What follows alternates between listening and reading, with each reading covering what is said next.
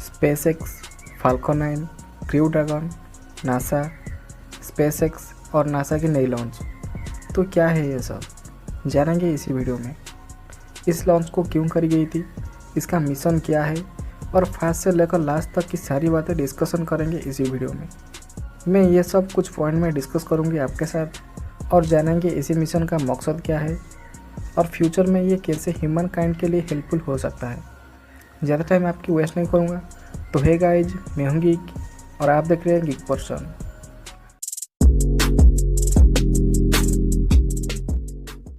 तो पहले जान लेते हैं कि स्पेसएक्स क्या है और इसका मिशन क्या है। तो बेसिकली स्पेसएक्स एक प्राइवेट स्पेस रिसर्च कंपनी है जिसका सीईओ है इलॉन मस्क। इसके साथ इलॉन मस्क ने Tesla, the boring company, hyperloop, solar city और भी बहुत सारे कंपनीज में इन्वेस्ट कर चुके हैं। स्पेसएक्स के साथ इलॉन मस्क मार्स में घर बसाना चाहते हैं। स्पेसएक्स की मेन मिशन है स्पेस रिसर्च की खर्चा को कम करना और एडवांस रॉकेट टेक्नोलॉजी को यूज़ करके उसको रीयूजेबल और मोर इफिशिएंट बनाना। इसी लॉन्च में भी स्पेसएक्स का ही रॉकेट यूज हुआ था और जिसका नाम है फाल्कन 9। इसके साथ एक स्पेसक्राफ्ट और 2 क्रू मेंबर ISS यानी कि इंटरनेशनल स्पेस स्टेशन को गए हैं। धरती से स्पेस स्टेशन तक इंसान को सेफली पहुंचाना और फिर वापस लाना ही इस मिशन का मेन मकसद था और पहली बार एक प्राइवेट कंपनी ये सब कर रहा है। इससे पहले नासा के लिए ये काम रूसिया करता था। इस लॉन्च में जो रॉकेट यूज हुआ है उसका नाम है फाल्कन 9। कमाल का बात यह है कि ये रॉकेट रीयूजेबल है, यानी कि एक बार लॉन्च होने के बाद इसको हम बार बार यूज़ कर सकते हैं। लेकिन पहले जो रॉकेट था वो सिर्फ वन टाइम यूज होती थी, जिसके साथ इसकी कॉस्ट भी ज़्यादा पड़ती थी। लेकिन फाल्कन 9 के साथ ऐसा नहीं है, इसको हम फिर से यूज़ कर सकते हैं और इसे काफ़ी कॉस्ट कम हो जाती है। और यही स्पेसएक्स का मिशन भी है कि कैसे स्पेस रिसर्च की कॉस्ट को मेंटेन किया जाए, जो मैं आपको पहले भी बता चुकी हूँ। फाल्कन 9 रॉकेट में एक 7 सीटर स्पेस क्राफ्ट भी है, लेकिन इस लॉन्च में सिर्फ 2 एस्ट्रोनॉट ही स्पेस स्टेशन को जाएंगे।